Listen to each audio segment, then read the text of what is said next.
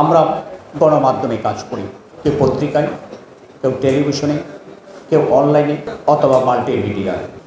এই গণমাধ্যম একটা সমাজের অপরিহার্য অংশ। কেন? আমি মনে করি প্রতিদিন দুটি সূর্য উদিত হয়। একটি হচ্ছে প্রভাতের সূর্য, যেটা আলো দেয়। অন্যটি হচ্ছে গণমাধ্যম, যেটা সারা বিশ্বকে আমাদের হাতের মুঠোয় নিয়ে এসে বিশ্ব সম্পর্কে আমাদের একটা ধারণা দেয়। এই দুটি সূর্য প্রতিদিন উদিত হয়। কিন্তু দুর্ভাগ্যজনক সত্য যে গণমাধ্যমকে বলা হয় সমাজের ওয়াচডগ কিংবা সমাজের দর্পণ, রাষ্ট্রের চতুর্থ স্তম্ভ, এবং যে গণমাধ্যমে যারা কাজ করেন সেই সাংবাদিকদেরকে বলা হয় জাতির বিবেক।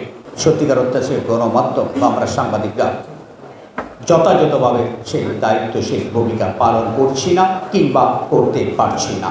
বিশেষ করে বিগত ফেসিবাদী আমলে আমাদের বিএনপির প্রেসিডেন্ট বলেছেন এদেশে সাংবাদিকতা বলতেই কিছুই ছিল না, সত্য তুলে ধরার কোনো সুযোগ ছিল না, গুম হয়েছে সেই কথা লেখার সুযোগ ছিল না, আইনাগরের কথা বাংলাদেশের গণমাধ্যমে লিখতে পারেনি বা লিখেনি, অথচ বিদেশি গণমাধ্যমে লিখেছে। যার কারণে আজকে বাংলাদেশের গণমাধ্যম অনেকটা বিশ্বাস হারিয়ে ফেলেছে, আস্থা অর্জনে চরমভাবে ব্যর্থ হয়েছে। আমি মনে করি এখন একটা অত্যন্ত চমৎকার সময় এসেছে। ফেসিবাদ পালিয়ে গেছে, এখন সাংবাদিকের জন্য সবচেয়ে একটা সুন্দর সময়। আমরা এখন সত্যিকারের সাংবাদিকতা করব। আমরা সাদাকে সাদা বলবো, কালোকে কালো বলবো, সত্যটাই তুলে দেব, মিথ্যাচারের দ্বারের কাছে আমরা যাব না। এটা সত্য যে স্বাধীন গণমাধ্যমের পক্ষে দায়িত্বশীল সাংবাদিকতার চর্চা কেবল সম্ভব, আর সেটা না হলে তো কীভাবে সাংবাদিকতা করবে। তাই আমি রাষ্ট্রের কাছে আমাদের আবেদন থাকবে, সরকারের কাছে যারা আছেন তাদের কাছে আমাদের থাকবে পেশার স্বাধীনতা নিশ্চিত করতে হবে। যদি আপনারা সত্যটা জানতে চান, গণমাধ্যমের স্বাধীনতা চান, সরকার, রাজনৈতিক, প্রশাসনের গুরুত্বপূর্ণ ব্যক্তি বা সরকারি প্রতিষ্ঠানের নজরদারি করতে সব বেশি প্রয়োজন হচ্ছে গণমাধ্যমের স্বাধীনতা। এই জায়গাগুলোতে সবচেয়ে অনিয়ম দুর্নীতিটা হয়।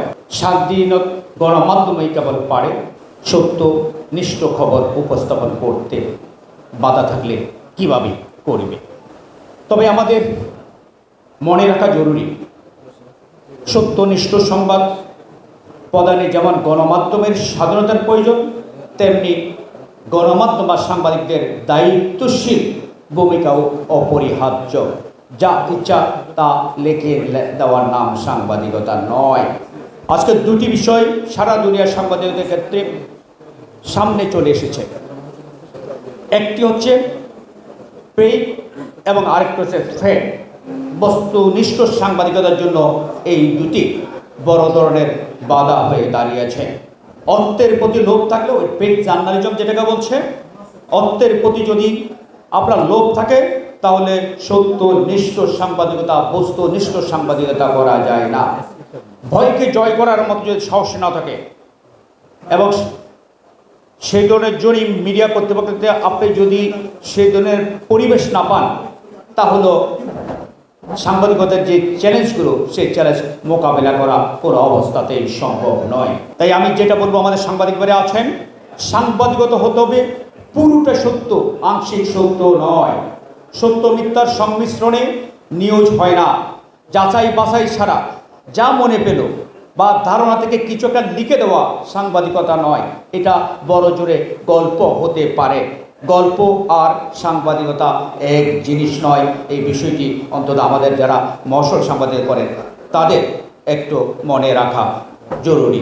তাই আমি বলবো, নিউজ লেখার ক্ষেত্রে আমাদেরকে অত্যন্ত সজাগ এবং সচেতন থাকতে হবে। শুনে কিংবা কল্পনা করে কোনো কিছু লেখার সাংবাদিক এতে বড় ধরনের যার একটা ক্ষতি হয়ে যেতে পারে ব্যক্তির, রাষ্ট্রের বা সমাজে। যে গণমাধ্যম, জামাতের আমির যেটা বলছে, গণমাধ্যম হচ্ছে একটা পারমাণবিক বোমার চেয়েও শক্তিশালী। আমি বলি পারমাণবিক বোমার মতো গণমাধ্যমও সবচেয়ে বেশি ভয়ঙ্কর ক্ষতিটা করতে পারে। তা আমাদেরকে এই দিকটা বিবেচনা করতে হবে যাতে কোনো ক্ষতি না হয়।